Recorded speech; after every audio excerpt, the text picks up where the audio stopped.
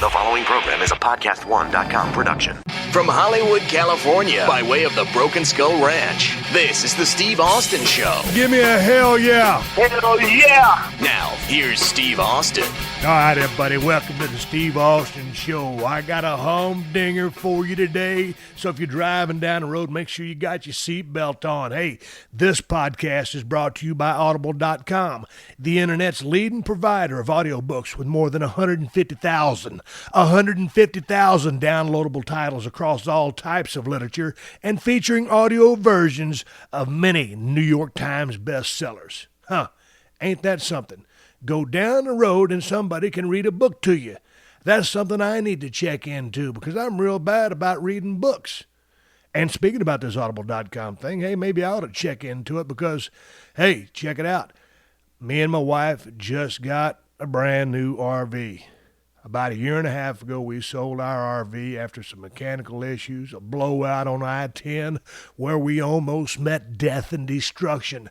Somehow, some way, surviving this crash and getting the RV fixed. Anyway, we sold it, and we've been doing our research to buy a new one, and we finally went out to the RV show here in Southern California and pulled the trigger on a new one. And I'll talk more in depth and detail about the rig once we receive it, but it's just what we wanted. It's a lot smaller rig than the last one we had, and I'm looking forward to getting in that thing, loading it all up, re-rigging it, putting all of our stuff in there, and heading down the road to South Texas. It's deer season, folks, and if you need a damn good scope for deer season, you can do yourself a favor by getting a good one. The best that money can buy at this price point is my 4x12x50 Meopta scope, the same exact scope I have on my number one hunting rig, the same exact scope that my buddy Ted Fowler has on his number one hunting rig at the Broken Skull Ranch. Go to bsrscope.com. Pull the trigger, no pun intended, on a hell of a scope. It's going to be interesting driving all the way down to Texas. It's going to be my maiden voyage in this RV. Now, Kristen and the rest of the dogs are going to stay home. It's going to be myself and Hershey.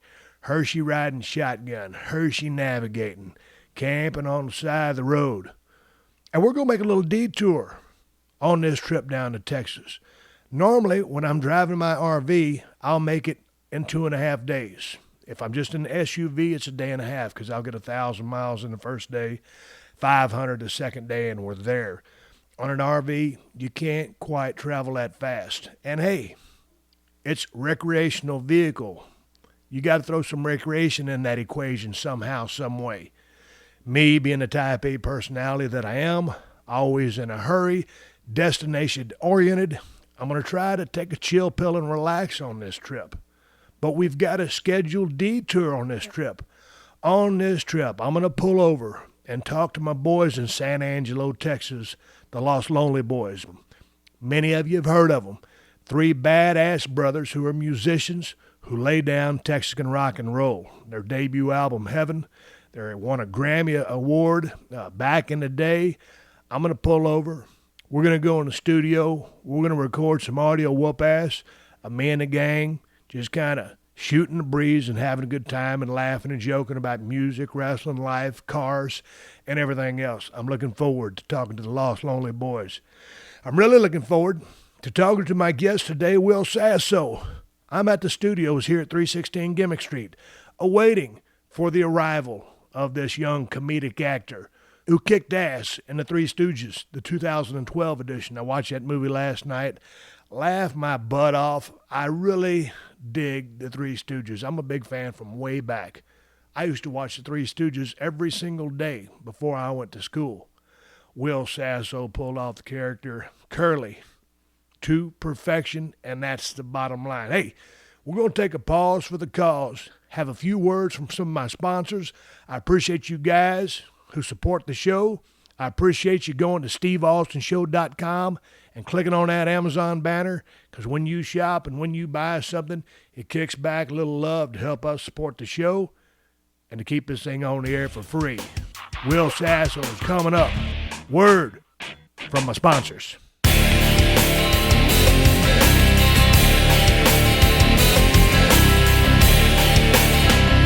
Hey, this podcast is brought to you by Audible.com, the internet's leading provider of audiobooks with more than 150,000 downloadable titles across all types of literature and featuring audio versions of many New York Times bestsellers. Hey, for our listeners, Audible is offering a free audiobook to give you a chance to try out their service.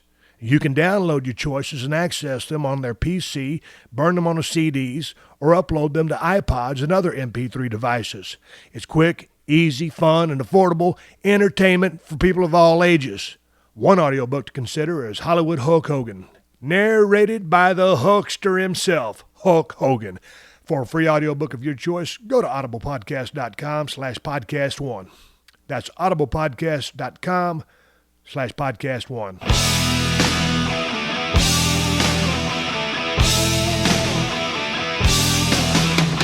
All right, sitting here with Will Sasso. Will, welcome to the crib. Thank you very much. Thanks for having me, Steve. How you doing, man? It's been a long time since I've seen your I'm ass. good. Yeah, it's been a while. When did we do Mad TV? That would have been I think that was 2001 or 2002. I think it was 2002. And then when did you do Monday Night Raw? I did your show in 2002. Yeah. Right. So it would have been the same couple weeks there where I came on and pretended to be you. Dude, how you getting along out here? I'm doing okay. How long have you been out here in Los Angeles? I've been here around 17 years.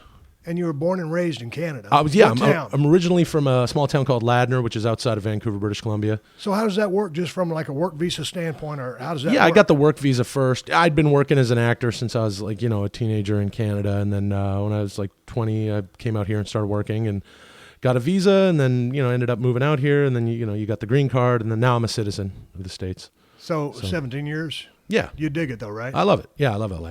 What do you like about it?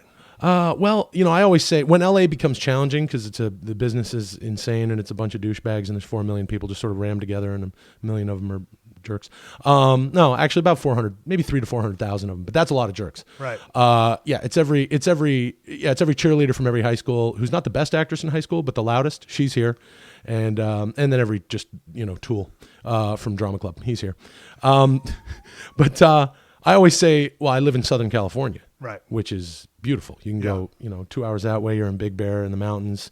You go right here, you're at the ocean, and so there's so many great things about LA. You just got to get out of your house and forget that you're. Be fortunate to be in the business, but Are you in Hollywood? I'm in Las Vegas.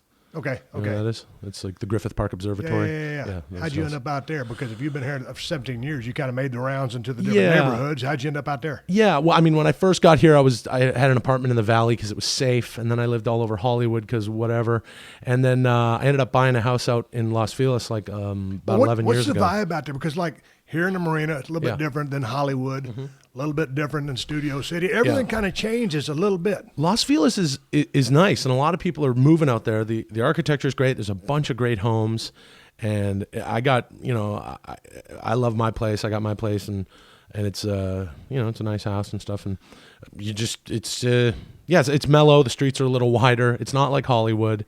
Hollywood to me it's really something else. The energy is really. Everyone's trying to get somewhere at the exact same time and no one's going in the same direction. Right. So it's a real mess. I mean, it's really a mess. I just can't, you go there, you run into town to do whatever, you're doing work, you're shooting something, whatever. But to me, I just got to get a little bit out of town, even though I'm not totally out of town. Right. Where you are here is not totally out of town. Right. Hey, man, so when you come here from basically Vancouver, right? Mm-hmm. So how do you deal with the stupid things that happen out here? I've been out here 10 years, and I'm just going to do a gig in Culver City, come back and talk to you. Yeah.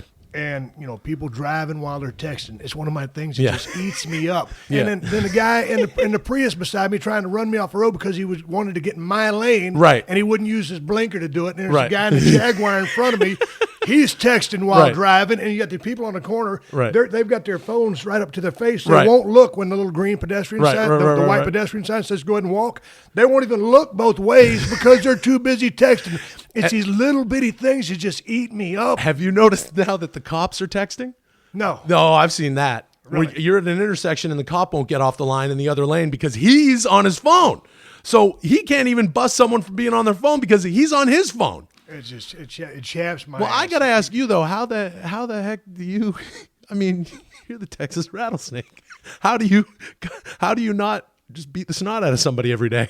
Well, here's an interesting thing. I was going down to the studio today to do some voiceovers, and once I got there, Hershey, my chocolate lab, goes everywhere with me. Mm-hmm. I let her out to do her business, and she took a dump, Mm-hmm. and so I always have a little plastic shopping bag with me that I save in my center console because as a responsible dog owner and living in the city, Right. you always pick up your dog's mess. So I picked it up, tied a knot in Right. it. So when I was driving home, Right. somebody was going to cut me off, I was ready to let something fly, Will.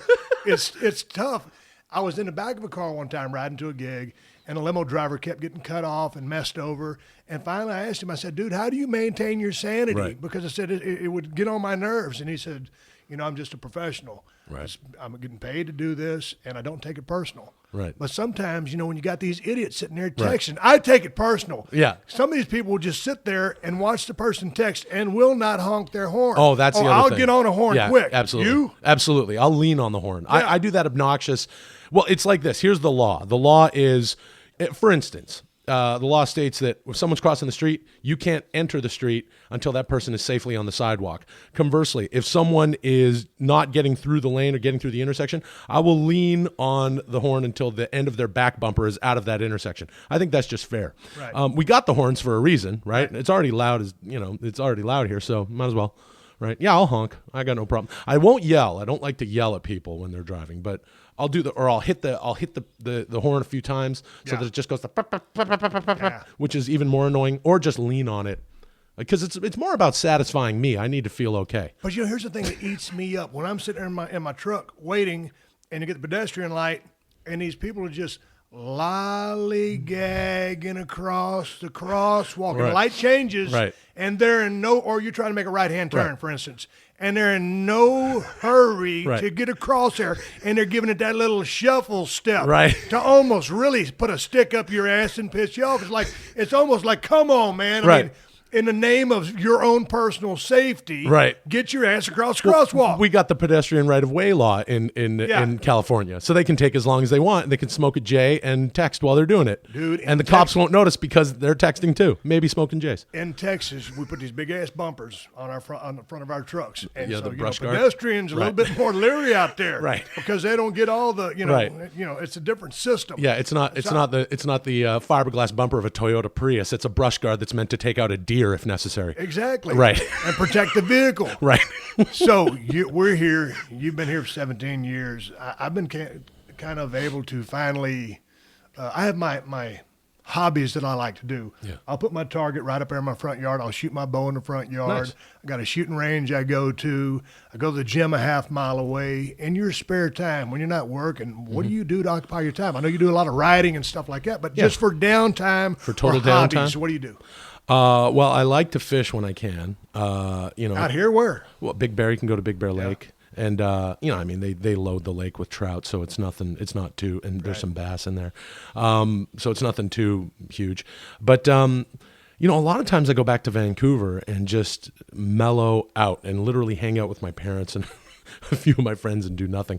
But out here in LA, the beach, surfing. I suck at surfing, but I boogie board. You got that. I've tried to hike every single trail out here, and you'll never get through it, which is You great. catching any weirdos on those hiking trails? Because there's some strange people out there. Sure. Well, it depends where you're hiking. If you're hiking in Hollywood, like we said, it's the same thing that's happening on the street, but now it's in yoga pants and it's walking up the hill. So or the chick or the weird dude who maybe even weighs a little less than a chick is texting and smoking a J up the hill. There's some weirdos. Well, where I live. There's Griffith Park right behind the house, and so you can go hiking in there. You can run through there butt naked. Nobody will ever see you. So you don't see a whole lot of weirdos, except for yourself, because you're naked hiking, which is not advisable. When you're naked, do you have a backpack on this hiking excursion? Absolutely. In case you were to become dehydrated. Right. In case I was to become dehydrated, I got some jerky treats if I have to ward off mountain lion or a pack of cougars or, some coyotes. I can throw a little something. I've got my little switchblade, 2.5 inch legal, He was talking about a switchblade there, folks. A switchblade. Hey, man, how long you been, how'd you get, I met you at Mad TV. I know you're a big fan of pro wrestling. Absolutely. When did you start watching wrestling back in the day? Oh, man. I was just having this conversation with a friend because a little while ago, because we were talking about how things influence you as a kid and what turns you on to stuff. For instance, I remember being a little kid and seeing in a storefront window a picture of E.T., the extraterrestrial, next to Michael Jackson. Right. And I was like, who's that guy with E.T.? You know what I mean? Yeah. And then you get into Michael Jackson. Right. So for me, it was really, when I was a little kid, I got to tell you, it wasn't until it was really, WWE, WWF at the time that kind of brought me into it. And then you get into, then it's always your friend's older brother or something that has like, or there was a video store that had all the NWA stuff. Right. And then you get, and then you realize you can get Pro Wrestling Illustrated in the corner store. Yeah. But before that, it was really, I was watching the A-Team as a kid, because as a kid you were watching, for me, I was watching Dukes of Hazzard, A-Team and shows like that. And when Mr. T started to have a presence we all couldn't wait for Rocky 3. Right. So Hulk Hogan is in Rocky 3 as Thunderlips. Yeah. And that, you're just taken by this character. Like, who's this huge guy who's beating the snot out of Sylvester Stallone and then shaking his hand afterwards? That kind of, and then his pairing with Mr. T, and that starts showing up. And then it's on Saturday mornings before, I believe it was before WrestleMania 1.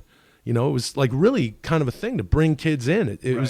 It was as much happenstance, that whole thing that was happening at that point with WWE and the whole rock and wrestling connection and stuff. And a lot of it, I would imagine, calculated on Vince's part, it had to have been. I don't know if he knew the risk would pay off, but everyone in my town was like, what is this? And then I started watching. Then I realized I love this more than anything. I love the wrestling more than, forget the A-Team. I don't care about the A-Team.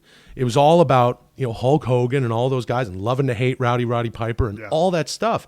And then you start going back and you realize, then you start getting these big, huge VHS tapes and watching, Ric Flair and breaking Dusty Rhodes' leg. And you're just like, what is this? And diabolical. Absolutely. And like, it was like, that was so off limits when you were a kid, because the WWF had a real sort of a clean image then. And then the NWA had, there was the scaffold matches with the Rock and Roll Express. Night of the Skywalkers. Yeah. 86. Yeah. There you go. So that was, and I would have been like 11 years old reading Pro Wrestling Illustrated, seeing their, the bloody faces in black and white in the middle of the magazine. And of course, back then, it was real. Mm-hmm. Absolutely. If you believed anything, you believed it was real. Absolutely, it was real. If any older kid tried to tell me that it wasn't real, I would beat the crap out of him. I remember when it was Piper's Pit before WrestleMania 3, and they're just getting ready for the match, and they had the Piper's Pit where Andre grabbed Hulk's shirt and ripped it off, and he ripped the cross. The crucifix came off. My good buddy Phil, who lives up in Canada, he's a huge wrestling fan, and he's been with me to a couple WrestleManias and stuff. We called each other right away. We're just like, what is this? Andre's turning his back on Hulk. And then there was that weird Saturday night's main event where like the title was in limbo, and DiBiase wanted to buy it, and Andre was going to help him beat up Hogan, and Andre had the belt for a minute. It was 1987. It was right before WrestleMania 3. I cried. I'm 12 years old. I cried. You were hooked. Hulk was the champ for 4 years at that point, and to see, like, that's my entire history of watching wrestling, and he doesn't have the belt. And then the next Saturday you're watching him, he doesn't have the belt. I'm watching Maple Leaf Wrestling, and there's no, what? I was unnerved. It was like losing a loved one. It was that weird for me. So I was totally hooked. And so what did you think about now looking back, what did you think about the NWA versus WWF at the time? Well, were you more of that WWF guy? Yeah, because there was not a lot of NWA on TV. You couldn't get it. It was a little bit more regional back then. You catch glimpses here or there. Right. And it was, still territory days. Absolutely. It was still. I would go to different places, and sometimes I hadn't even seen the guys. I'd heard about them. Right. Seen them in Pro Wrestling Illustrated. Right. And 1 through 10 rankings. You heard about them, and then all of a sudden you get a chance to see them work. Yeah. But for me, I kind of, always went through my phases. WWF was probably some of the last stuff that I got, along with AWA. A lot of Mid-South Power Pro done by Bill Watts in Oklahoma, World Class Championship Wrestling, right. Houston Wrestling. Of course, NWA was kind of my bread and butter, man. Yeah. The Rock and Roll Express, going to get some Midnight Express, and Right. the Four Horsemen running roughshod over everybody and just Yeah. getting a ton of heat. Magnum TA coming into his prime. Yeah. And just a great storylines. Were you a guy that really just bought into the different characters? Was it the storylines that grabbed a hold of you? What was it?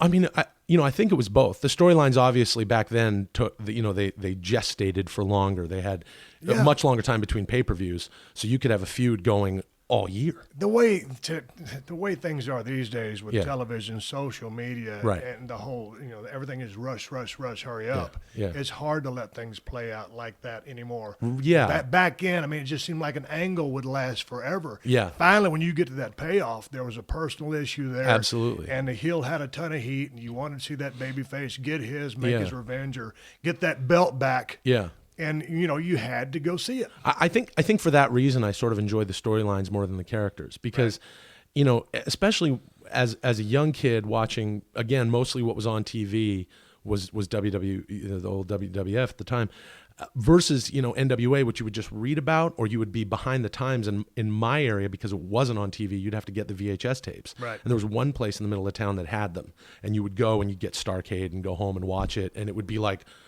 watching wrestling on the moon because it was like totally different. Yeah. No mention of the guys you're used to seeing. And then, of course, WWF at the time has, they got guys like, how do you make, it's like they're appealing to kids kind of, but it was like you'd have a guy like Outback Jack. Well, I don't care. Like, you know what I mean? Like kids right away are like, oh, like it doesn't matter really of course, in the end, it matters who the character is, but it doesn't matter at the beginning because they never take off. And in my opinion, and this is just my personal opinion as a fan, they never take off in the version that they're pitched and brought on. They take off in what they become later. Right. I mean, we talk all day about that with you and how you came into different federations and then what eventually, it just being you. Yeah. You know what I mean? Yeah. It's like, man, it's almost like watching some of my favorite, metal bands from when they first started to what they ended up becoming. Right. It's all that feeling things along as you go, finding your strengths, realizing your weaknesses, playing upon those strengths, and morphing into, in my case, more of who and what I am, just turned up to 10. There you go. But man, it's like,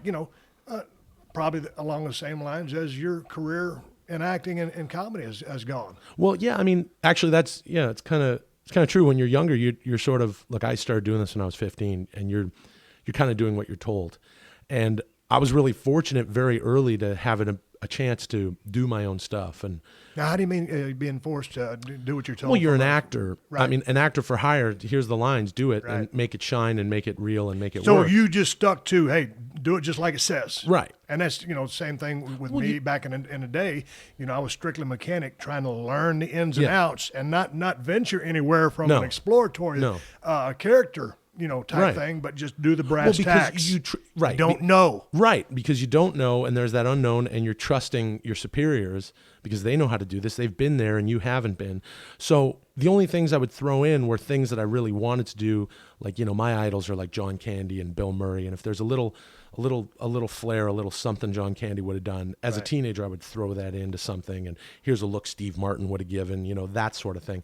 But for the most part, it's their material. You're trying to make it shine, and you're presenting what you're told to present. Right. I ended up on a teen drama, like one of these weepy teen dramas in Canada. It was sort of like a Canadian My So-Called Life that I did for a few years as a teenager, and 20 actually, I was doing it. And with that, the character started getting funny, and my character had some funny things. And they were like, well, we don't know comedy. You seem to want to do comedy, so you can rewrite the funny stuff.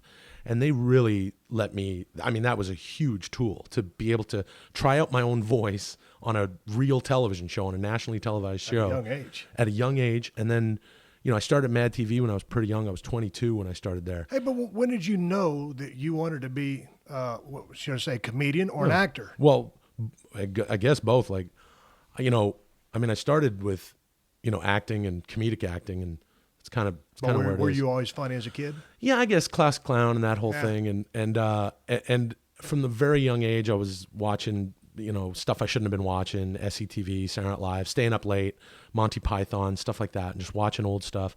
And had formulated that opinion of myself before I even knew it. And I was in elementary school, and you want to talk about wrestling? This is literally what we used to do. I told my 6th grade teacher, Mr. Hughes, I said, we need to have a drama block once a week. We need to be able to do sketches and skits.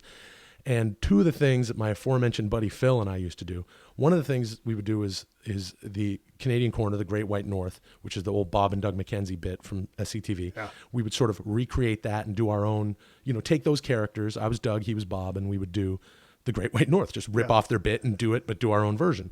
Another thing we would do was, I'm not even joking here, we would cut promos.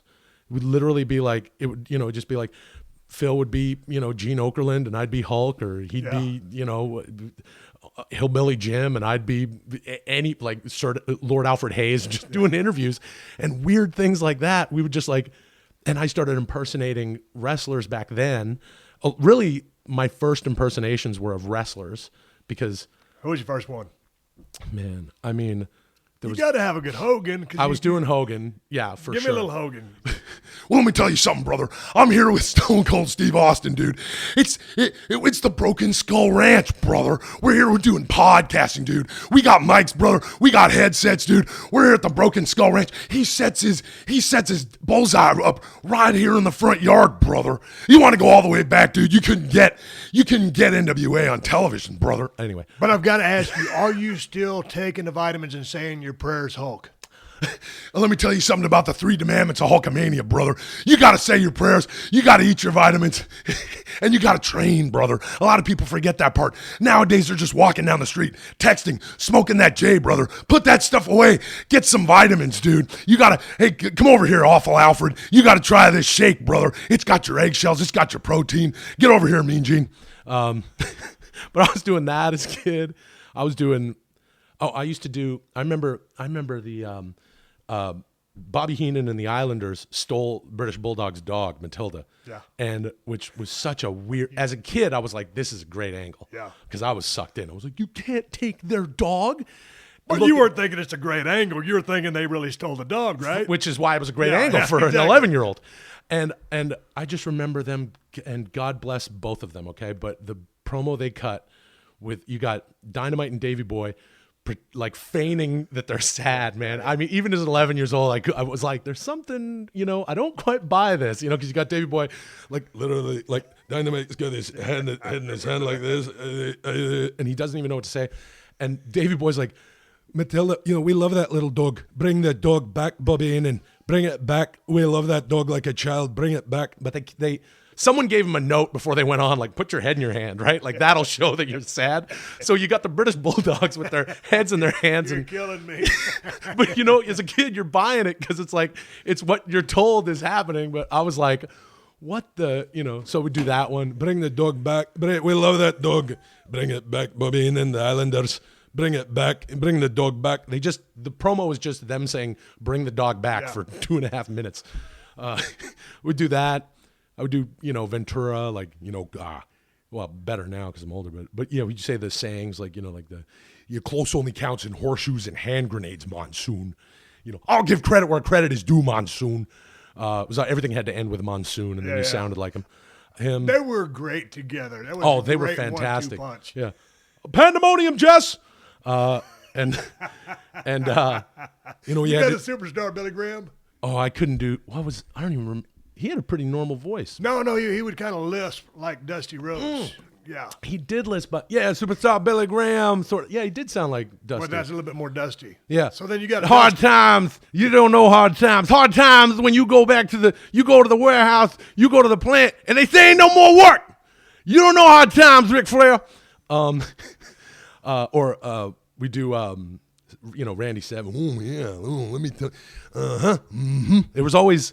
I remember talking to Triple H about it, years later when we did Mad TV, and Triple H came and did Mad TV, and we were joking around about impersonations. We shot a little something for WWE TV, and he said the thing you got to do is that Savage would do is thinking, which he told me was just him thinking. Yeah. What the Ricky Steamboat cup of coffee in the big time.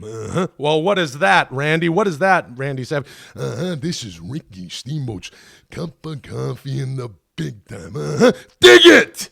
The thing about us sitting here watching you do these impersonations, And when you're doing them, your facial features change. I mean, you look like Will Sasso, Right. in the vein that you look a little bit similar to me, but your voice, I mean, your face is morphing into these people you're impersonating. And I was talking to a guy, Carrie Kasem's boyfriend, is a sound actor, voice actor. Okay. And when he was starting to lay some Pacino on me and some Sylvester Stallone, and we're good. Yeah. And as he was doing it, I mean, he would change his face to look like Sly. You got a Sly? No, not really. Yeah, but you want change me to your, hit the meat? you change your facial features to make that sound. Well, it's almost like your face will tell your voice what you're doing. You know, like Hulk Hogan always had his eyes wide open, brother. And I always now I always joke around when I do it with my friends where I go, you gotta, and now for the listener at home, I'm throwing my hand out to the right, my other hand out to the left, and then one down the middle. You got to put your hand out here to the right, brother. And then you talk about the other thing. You put your hand out here to the left. And then you put your hand down the center, dude. So he talks in threes. You know, it's like Yeah. the physicality is so much a part of, because as a viewer, when you take it in, if you're someone who impersonates voices, you take in the whole thing. Right. So you almost need those physicalities to bring it back out. Like, You know, Macho Man had a specific thing that he would do with his hands. His finger was against his thumb, and his pinky would come up. you know, that or my good buddy. Do you know Tommy Blacha? He wrote for the WWE for a minute. No. He was a story guy. He was interesting story, that dude, because he was writing on Conan O'Brien. Vince came in as a guest. Said, well, you know, we're always looking for writers and stuff, and he realized I got to do this. He's a huge wrestling fan.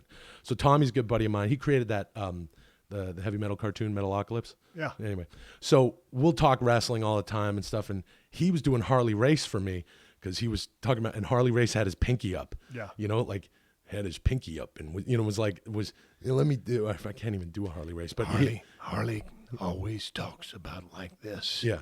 He never raises his voice. There you go. So you have to lean in real close. Here's a story. Harley had caught a rattlesnake and sewed his mouth closed and put him in the back of a guy's car. What? As a rib. It was a payback. So, you know, when Harley Race says something, Right. it is true because that's just the way life is. So I had to call him on it. I said, Harley, how did you catch the rattlesnake? I baited him with a left and hooked him with the right.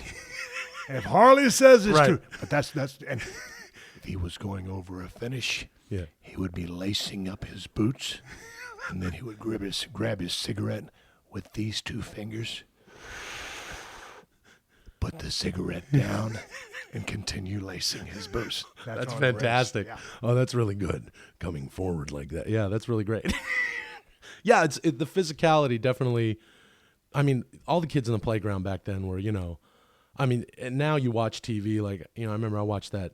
It was really interesting for me to see guys that are, you know, now have been WWE superstars over the past several years who are my age and grew up watching the same stuff I watched. So when I watch there's that Ultimate Warrior DVD that the company put out a little while back, and you've got Jericho and Edge and Christian and everybody going, Hulk Hogan. Like, that's what we were doing on the playground. Yeah. And you would imagine Edge and Christian would be doing the same thing, joking around with their friends, like, you know, Hulk Hogan, you know, like, open up the captain's door, Hulk Hogan. That stuff. And Yeah, but you know, think about it. You know, Warrior got a lot of crap for his interviews, but here's the thing about a great promo or a great interview. If you believe that, or if it enhances that character, that's a successful promo. Totally. Like a lot of guys ripped apart the content of those promos, and some of them are a little wacky. But, you know, I mean, the guy drew money. Yeah. And, you know, when you heard him talk, sometimes man, it sounds a little crazy, but that's the Ultimate Warrior. So Well, it was very true to who and what he was. So I dug it. yeah? Yeah. I think back then, yeah, I mean, look, the company wanted to put it on this guy. And it was like, so I just remember, like, as a kid going, yeah, what is he talking about? Yeah. But everything else was so strong that it was like, you had to believe it. And everything was so crazy. He's got the blown out hair and every color in the spectrum hanging off him in tassels and face paint. And so it doesn't matter. It's like, you know, look beyond the Quasar, Hulk Hogan. I talked to the warriors on the mountain. It's like just 3 minutes of gibberish, and it didn't matter. No, it didn't. I mean, I already believed that the Islanders, that Haku Tama and Bobby Heenan stole Matilda. So I'm pretty much going to believe anything after that. What was your? Do you have any recollections of your favorite match? Oh man, Well, I remember as a teenager, me and my buddies got the ladder match. We rented that VHS tape over and over again, the Shawn Michaels, Razor Ramon ladder match. That was a crazy match. Awesome, off the charts. That match was unbelievable. Some of the bumps that Shawn Michaels took were so, they were definitely Shawn Michaels, but they were also so comical. He pulled out so many comical, just the spitting in the air and his ham hanging out of the back of his trunks. Which you can get away with at that certain level when you look at them. Yeah, they're over the top, but it's working because you're totally buying into it. If you guys can hear the sirens here, they're coming for Will Sasso. Coming for me. We're here in Hollywood. That's the way it is. Free.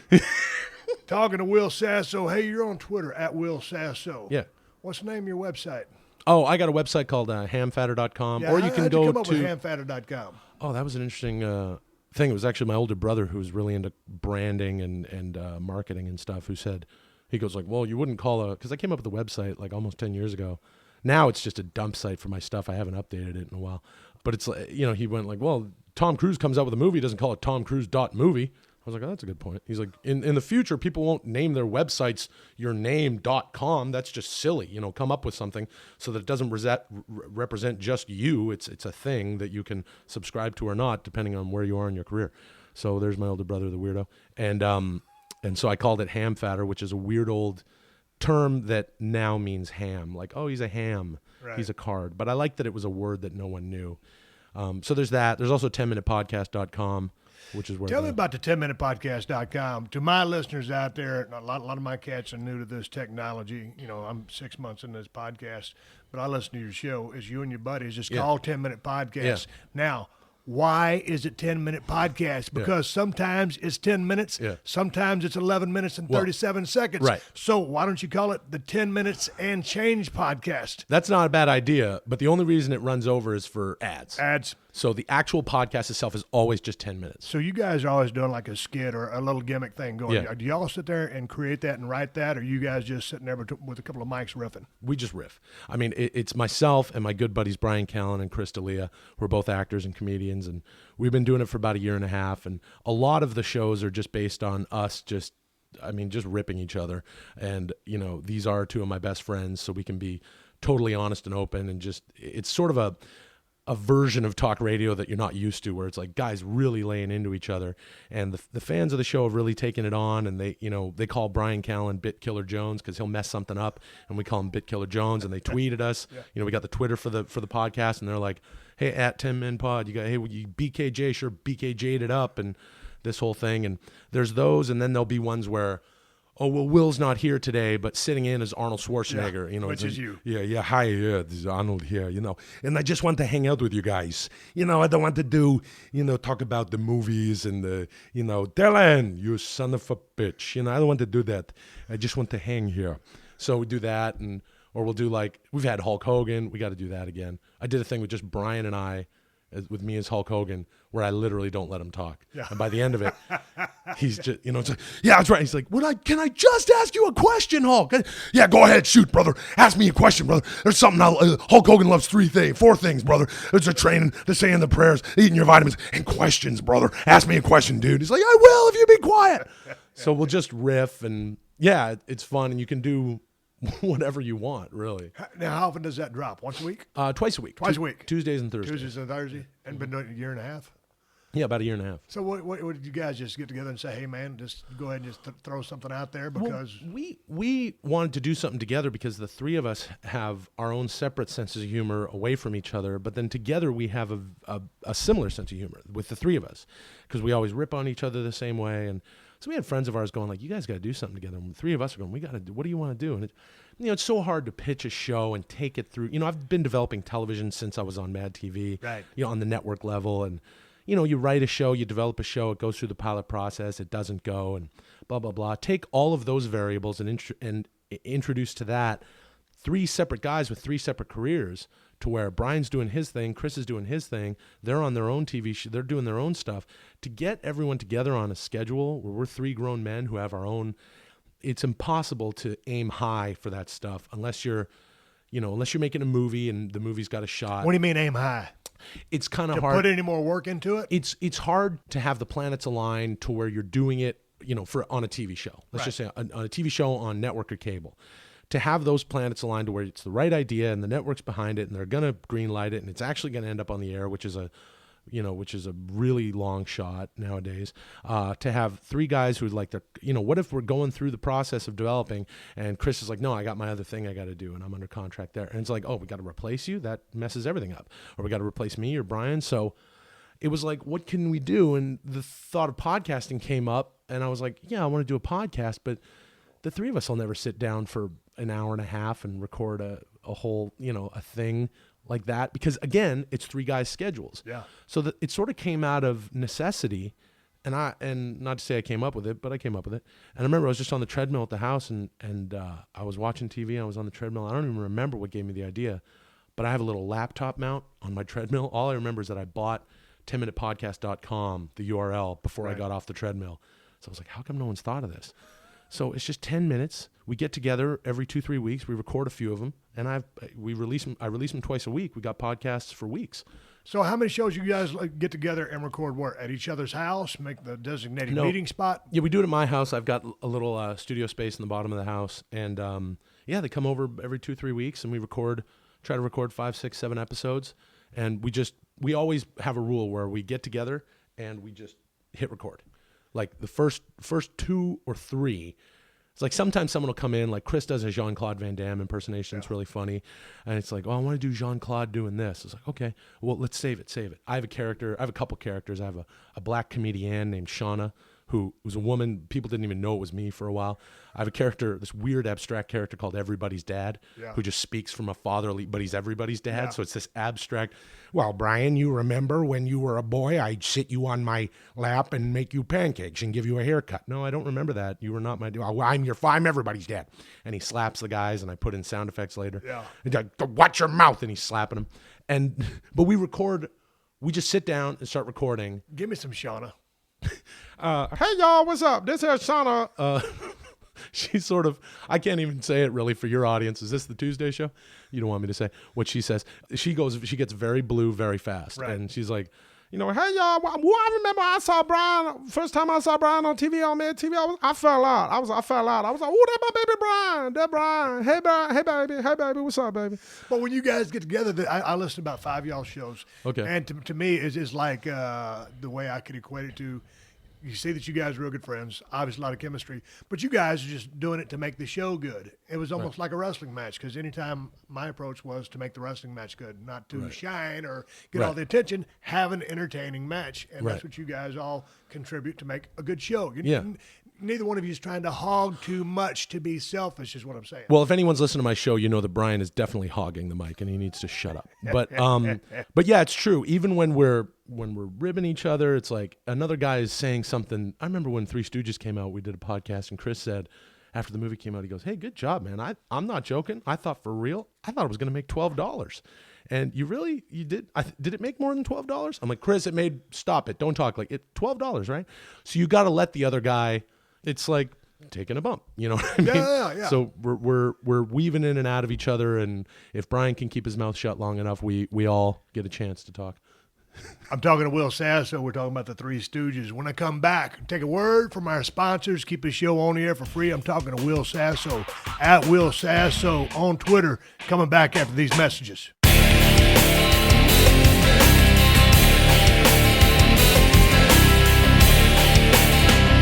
If you own your own business and you know that when your phone rings, business is on the line. eVoice is a simple technology that makes sure every customer call is handled properly so you never leave money on the table. How? Just take your cell phone out of your pocket.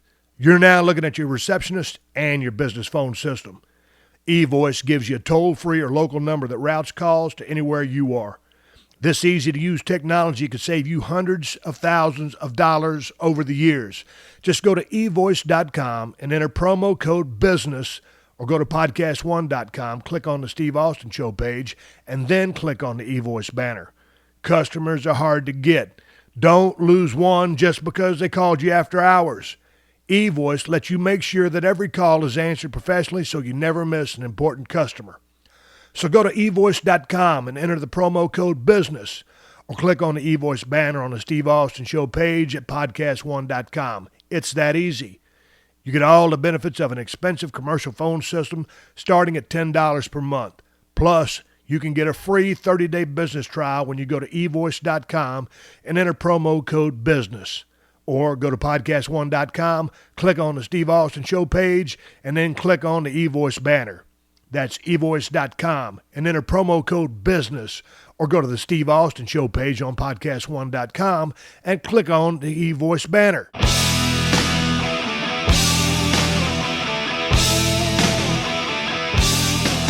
All right, Will, coming back now, I want to talk about the Three Stooges. All right. Because growing up back in the day, I am the biggest Three Stooges fan in the world. And I remember when I started seeing the trailers for the movie coming out in 2012, I didn't go see it. I'm real bad about seeing anything. Right. I get in trouble all the I'm time. the same way. You know, I don't horrible. see stuff, yeah. But anyway, I paid $7.99 last night to watch it on my computer. Oh, okay. So I could talk about the movie.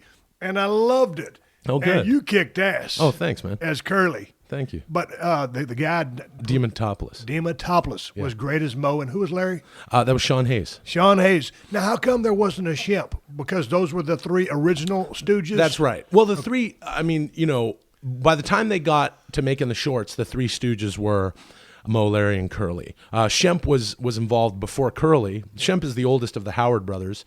It's Shemp, Mo, and Curly are brothers, and Larry Fine is not related. So the Three Stooges, I mean, the Stooges originally, it was a couple other guys, and Mo and Shemp and Ted Healy. It was Ted Healy and his Stooges on vaudeville. Then they brought in Larry Fine, and then it was just this rotating cast. And then Curly wanted to join, and before he was named Curly, well, he was named Babe. Yeah, his nickname was Anyway, so, but by the time they started making the shorts, it was Mo, Larry, and Curly. It was the youngest of the Howard brothers, Curly, and his older brother, Mo. And Shemp was not involved, and then when Curly fell ill and wasn't able to do it anymore, Shemp came in. Now, you had to do a lot of research on these cats. Yeah. I've read about them a little bit back in the day. Man, when those dudes were doing the things that they did, now they were taking a lot of physical punishment. Absolutely. They were beating the hell out of each other. Totally, yeah. Now, how was that as far as, you know, in your research process and you're trying to find out, you know, who Curly is? Yeah. What kind of research did you do? I mean, because you nailed him dead on. Oh, thank you. Thanks. I mean, I watched everything. I had already watched most of it just growing up. I'd seen most of it, but now you're watching it with a keen eye to where I've got to become this guy. You know, you're working on the impersonation, and you're the thing that sort of makes me the happiest is as far as portraying him is when I get a real Stooge fan, like an original Stooge fan. And for us, for the three guys doing it, for the Farrelly brothers and the writer Mike Cerrone, who grew up with the Farrellys, and those guys are the biggest Stooge heads in the world. Really the aim for the six of us was to have people believe this homage and understand that everything we did was the way they would have done it. Right. And so when I get an original Stooge fan, like someone, usually the first thing they say is, I didn't want to like it, but. Right. And they hit the little things that I did that they've never seen anybody do when they're impersonating Curly. Because I've seen people impersonate Curly over the years. It's just become a thing. Not too many people are doing it anymore, but you know, years ago people were still doing it. It was still in that sort of the pantheon of pop culture. So there were little things that he would do with his hands to where I would watch everyone do Curly and I go, well, his hands don't just go together like this. It's literally this finger's on top of that. And why is his hand there? Why is his left hand a little higher? Well, it's because his left hand goes out when he starts to talk. Yeah. Little tiny things. It's the same thing as Randy Savage. Where's his pinky finger? Right. Where does it end up by the end of the sentence each time? You know, these things are very specific and they are his tics. So you have to inherit the man's tics. Every single little thing he did. You know, there's these kids in the movie who played the young Stooges. They were wonderful. They were great, yeah. And Robert, the kid who played young Curly, you know, I was kind of coaching him one day. We're just kind of sitting around on set, and we were talking about it. And I said, Curly understands 1% of what's happening, and he understands it about 3 seconds after everyone else does. So, great. and that was helpful for me because I'd been doing it, but I hadn't said it out loud to anybody. Right. Because all my work is internal. Yeah. But now I'm teaching this kid, like, well, here's what. So I said, just have the pained, you know, confused look on your face with your hands together. And then when Mo says something, watch Mo. And Mo's saying, you know, to whoever the straight man is, like, listen, Toots, we got to blah, blah, blah, blah, blah. Watch Mo. And then after Mo finishes his point, wait a beat and a half, then turn to the other person and go, yeah, you know, like, yeah, that, you know, like, then understand. Yeah. Wait a beat and a half. Like, just wait. You always understand everything a second and a half late. And when you put these things together, all their different things, it is the Stooges. So the illusion that we're trying to create is when you watch the three of them, you get that flavor and you get that sense memory of the original Stooges. Because Chris is doing his thing, Sean's doing his thing, and I'm doing my thing. And the three of us are doing it at the exact same time. You know, when you put chocolate caramel and peanuts together, it's a specific chocolate bar, Right. whatever. So you get that flavor, whether you know it or not. Now, how long did it take you guys to develop the chemistry you guys had? Because it was very good. Oh, you know, it wasn't long. Believe it or not, it wasn't long. No, and those two guys were great in their own right. Yeah. But the one point I really enjoyed, there's a fight scene, so to speak. Y'all all standing there, and it's just when all the shenanigans start going, Yeah. and it's the timing, the bend downs, and Yeah. all those strikes. How many takes did it take you guys to film that stuff? I know the scene you're talking about, where we're in the it's great. theater. Yeah, and we're because just you got all going, the classic Three Stooges sound effects dubbed in, Right. of course, because it's the Three Stooges. Yeah. And that's half the stuff that I love was the sound and those effects. are the original sound effects. Those are the original Columbia sound effects. Yeah, that- and they're tremendous. They Fox, at first they had their own sound effects, and the boys were like, Pete and Bob were like, nah, it doesn't sound. We got to get the original. They went and got the original Columbia sound effects. They had to pay for that? Oh, or- absolutely. Yeah, They paid a lot of money for that. it was worth it. It was You got- absolutely yeah. worth it. Without that, it's like Yeah. what? Because the other ones didn't sound right. So how long did it take to film that scene? Well, that scene took 3 or 4 takes of the whole thing, and then we punched in towards the end. You go in because usually you just stay wide. It's a 3-shot, Right. and you have to be choreographed and just slap, slap, ding, ding, ding, bonk. Yeah. That was the only sequence that the three of us worked out before we flew to Atlanta to shoot the movie. That's where it was filmed in Atlanta? It was filmed in Atlanta, but we got together maybe 3-4 times here, like nearby in Santa Monica, and we're like, literally just opened the script and the Farrellys. We didn't know what we were gonna do, Right. And we were all watching tons of it and going, here's a set piece, and we just started like a dance, putting together what you eventually saw, which didn't change much from that day in Santa Monica, where we all laughed like a bunch of kids and came up with that sequence of slapping and oh, Will, if you go down here, then Sean will reach across and slap me and blah, blah, blah. And it was that stuff. Yeah. And we did that for an afternoon. We shot it so we could remember it. And then the Farrellys were like, okay, we'll put that here. But usually we'd come in the morning and go, I'd say, oh, I want to do this bit that I saw. Like, I was just memory banking tons of bits. And I had, Are you good about picking up that kind of information and retaining it and then doing it? Yeah, I am. I'm sort of like really intense about that, almost too much so, where I'm like, no, it's got to be this specific thing. And I was also shooting it on my phone. Yeah. So over a month, I'm like watching and shooting stuff, just really rudimentary on my phone, a little bit off the TV, so that when you're on set, you could go, well, there was one time where they did the spin punch where the fist went the other way, and people go, oh, I don't think they really did that. And then you show them. Yeah. Here, look, here's the proof. And then they go, oh, okay. Well, all right, yeah, sure. And that's a very good Pete Fairley, everybody. But, you guys come in, what did he say? So every day we'd come in and go, we just throw everything at the wall. Because we had so many weird little segments and things we wanted to do. We just go to Pete and Bob, what if we do this right now? And they go, well, I don't think that fits here. Tomorrow we're shooting that. So, and that was the only way to make the film. How many shoot days did you guys have for that? We shot that film for, I think, 3 months. Well, that's a pretty good time. Yeah.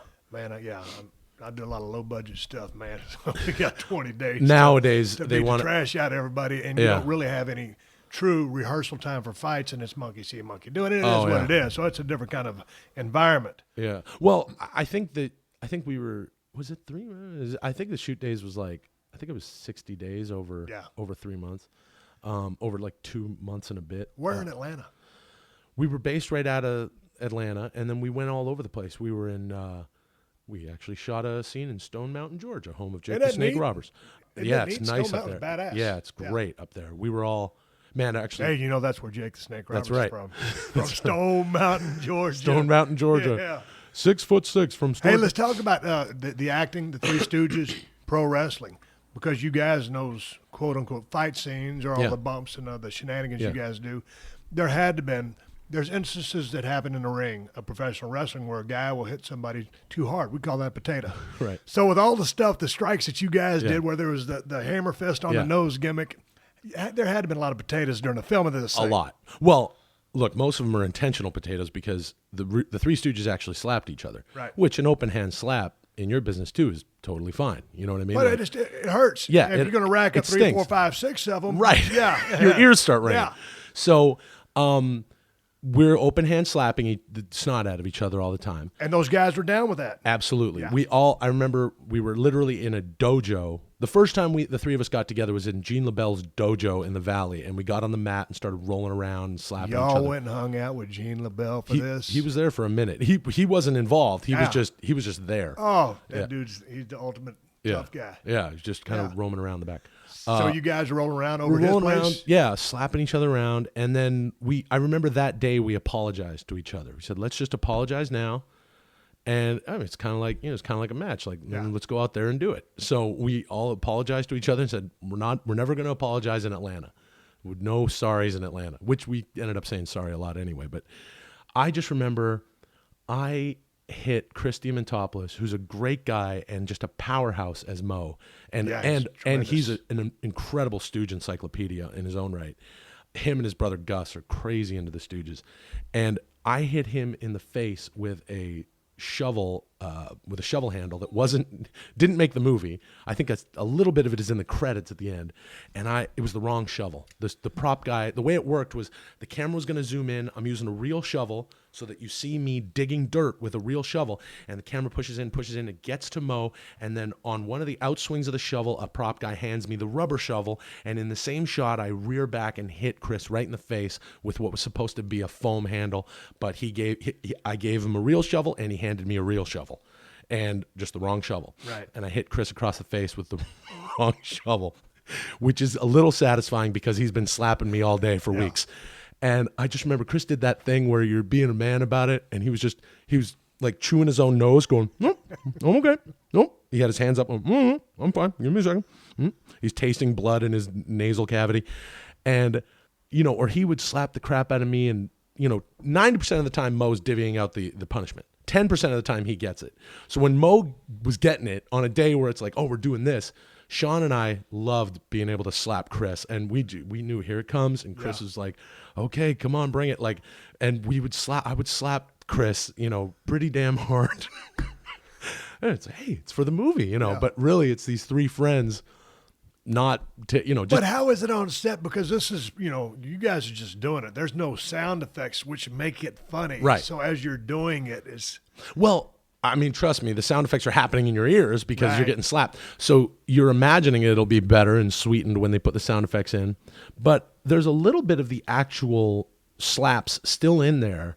In the real Stooges, too, they would leave a little bit of the original audio in there. They would just layer over the... Right. So you could hear a little bit of it. But I mean, I remember one time, and this didn't make it into the movie either, although if you look closely, you can see the cut point where they took it out because it was in there for a minute. We get launched over a wall. Sofia Vergara punches us, we go over a wall, which is an old Stooge bit where they use dummies and then they match it to the real. Yeah. So the Three Stooges go over a wall and we land. Now, in order to do that, they launch dummies over a wall. Well, the take that the Fairleys liked, and they've got like a little piece of plexiglass and grease paint, and they're just drawing the outlines so that we can go in there, replace the dummies, and then continue the scene. And then later in editing, they may, help the edges with CGI so that it looks seamless. But very funny that in 2012, you've got dummies that look like dummies, which is so Stooge and very funny. The shoe falls off of the Mo dummy. Chris and I both look at that going, well, that shoe's off. Should probably catch it in the face, right? And he's looking at me, he's like, yeah, I got to hit you in the face with this. So when Curly says his dumb thing, rather than Mo, because in the take anyway, Mo's going to have to be putting a shoe on because the dummy came off the dummy. So it's like, well, what if we, no. And Chris reeled back with the shoe and hit me across the face so hard. They heard it over, where the director hangs out in the video village. They heard it 20 yards away. They heard, poke, this like hollow poke because it coming out of a shoe hole. Poke. And they were all like, oh, what was that? And it's Chris hitting me in the face with a shoe as hard as he can, but then we got to match that. So a few more takes of that. So when you go into character, Yeah. between takes, walking around the set, and Yeah. you coming out of character, you going back to Will mode, what's your... method of how do you go about your process? None of us were like doing that thing where we were in character all the time. It was quite the opposite, actually. And the fun thing about the Stooges is, you know, because it's so jokey, we're enjoying it as we're doing it. So we would laugh we were laughing all day as ourselves, just laughing. I don't think you could do it. Like if Daniel Day-Lewis played Mo and he wanted to be Mo the whole time, I think that would kind of be, it wouldn't work. It would be kind of insufferable because you were laughing all day. So you have to be yourself. And, you know, you get into character faster and faster. You know, I love what I do, and I love, you know, getting into these specific characters. And a thing that started happening for me was I would close my eyes and I could see the original Curly Howard. I would see Jerome Lester Horowitz doing what I was about to do in black and white before I did it, making the choices for me on something that he'd never done before, because I've seen so much of it that to me, I can't watch the movie, because I watch the movie, I go, who's that guy pretending to be Curly? Right. Because I've seen so much. You know, I'm like one of those original fans now who's like, well, I don't really want to see it, but you guys did a great job. You created the illusion, or I thought it sucked, or whatever they say. I'm one of those people who's like, I can't even watch myself because I've seen the original Curly do what I did 1,000 times before I did it. Right. And that was, so you could jump right into character doing that. I would literally close my eyes and see him do it. Hey, what kind of money did those guys make back in the day? Did you ever find out in doing your research? Or they didn't make a lot of money at all. Right, I didn't figure they did. No, they really got screwed. The studio never told them how popular they were, never told them how much money they were making. Mo handled all the money for them. Right. He was the accountant for the boys, and he was very fair, and you know, he was very fair. The studio wasn't very fair. I mean, they never had an original set built for the Stooges ever. Really? They were always shooting on the back lot and whatever was already used for something else. That was the whole game. Now, where were they filming this? They shot. Oh man, they were at the old Sony lot. They were there. They were Here in which town? was MGM. Yeah. Okay. Which used to be MGM, and Sony. Or no, that wasn't MGM. I don't know. What years did they film that? They started in 34. I think the 36 was by the time they started really putting out the shorts, and then they went all the way to 58 with Shemp, and then they became a little more infrequent after Shemp passed away, and then they brought in. I was such a fan of that show. Every morning before school, man, that was what I watched. Yeah. And you know, some people didn't get it. 9 out of 10 did. Right. But that one person that didn't get the Three Stooges and Right. didn't dig it, I was like, dude, what's Yeah. wrong with you? Dude? Yeah. Is there everybody loves the Three Stooges. Yeah, you're either if that one kid liked Woody Allen, that would be the one kid. Let me do a little of the Curly voice for me before we wrap this. Man, I don't even. My voice is kind of low right now. I don't even know if I can. Yeah, I really can't even hit it. Don't hit it. No, don't force yourself. It's really. It's a. Yeah, dude, isn't that weird? I can't even. It's. Isn't that a letdown? I can't even do curly. I'm curly and I can't do curly. But my voice is a little low right now. It is. I mean, when you roll up today, here's the thing. I was out waiting for you. You sent me the text message. You were going to be late, so okay. I'll pace around in front of the house and make sure he sees me, and because it's a little street, you might not see the numbers. So I'm out there walking around, and here comes a brand new black BMW that I've never seen on this street. I said, shoot, man, that's got to be Will. He said, he's low riding in a new BMW. Right. Car kept going, it wasn't you. Went back in, back out. There's a white Mercedes parked across the street. I said, hey, Big Will's hitting it big. He's in a white Mercedes. It wasn't you. Here comes a white pickup truck with a bunch of lawnmowers in it. I said, well, maybe times are hard. Maybe times are kind of tough for Will right now. He's mowing yards to supplement his acting. Right. And you finally rolled up. Right. And so the fact that you can't do curly, the fact that you're late to my house, you just disrespected the whole process. I'm sorry. This is That's terrible. all right. Don't worry about it. I'm really sorry. I'd love to have you back on the show on another date. Thank you. I'll come at another time. I'll drink some throat coat tea, and I'll be ready to do curly, and I'll be here 20 minutes before, banging on your door. You are while you're not here. At Will Sasso on Twitter. You have the 10-minute podcast, which is outstanding. I've listened to 5 or 6 episodes. I'm going to catch more. What episode are you guys up to right now? Oh, I think we're around 170, 180. Oh, wow. I got a long ways to go. Yeah. And it drops Tuesdays and Thursdays. Tuesdays and Thursdays. And the other website we were talking about is? Hamfatter.com. Hamfatter.com. Yeah. You can check it. Are you like me? I got a website called BrokenSkullRanch.com, and I haven't updated that thing in 6 months. I'll tell you what. The last time I updated Hamfatter.com, I should tell your listeners, don't go to Hamfatter.com. No, because literally the last time I updated it, I used to update it all the time. Last time I updated it was the Three Stooges DVD release Yeah, over a year ago. Yeah. Well, because it's like, it's so weird now. We got so many different Twitter. You could have your Facebook fan page. There's there's Hey, there's you're on Vine. Facebook, There's Will Sasso. Yeah, He's on Facebook too, ladies and gentlemen. Go and get another plug-in for the kid here. but all these different avenues. On top of that, you want a website. Like there's the things that people in sort of our business that are like, well, you got to have this and you got to have that, and then you got to have a. If the website doesn't have, I find that the website doesn't have a functionality nowadays. Like it's housing your podcast. Right. I don't even know what to do with my own. There's no reason to have my own website, but I'll update it soon. So check it out. Yeah, I've been meaning to update mine too. I ain't gonna take it down now that I put some work getting it up finally. So anyway, it is what it is. Hey man, thanks for stopping by the house. Obviously we've known each other for a long time, but we've never really got to hang out and just shoot the breeze. Yeah, man, this has been fun. We got to do something together one of these days, by hook or by crook.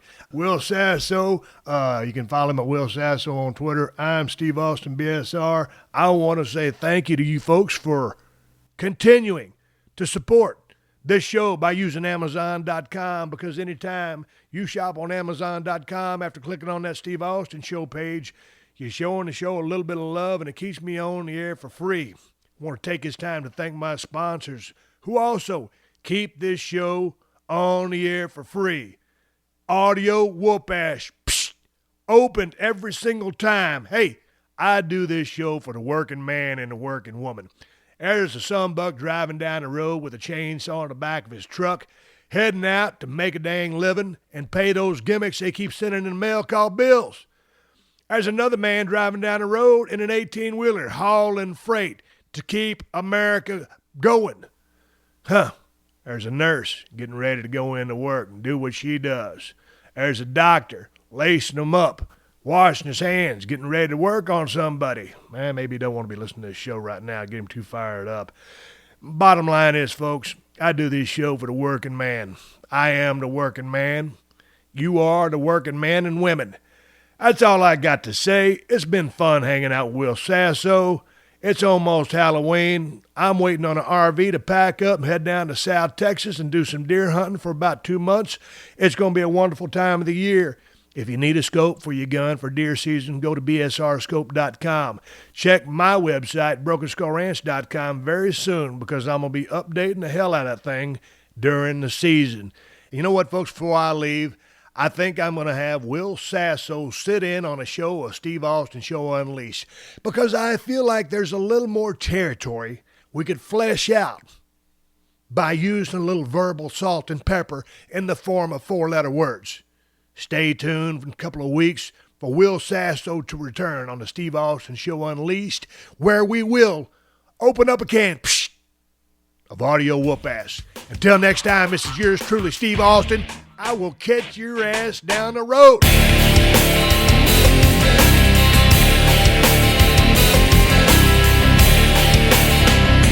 Now that the show is over, don't forget to get started with the free 30-day trial of eVoice. eVoice gives you a toll for your local number so you can take business calls from anywhere and always sound like you're at the office.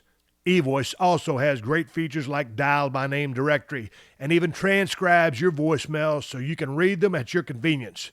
Go to eVoice.com and enter the promo code BUSINESS, or go to the Steve Austin Show page at PodcastOne.com and click on the eVoice banner for your 30-day free trial. That's eVoice.com and enter the promo code BUSINESS, or go to the Steve Austin Show page at PodcastOne.com and click on the eVoice banner.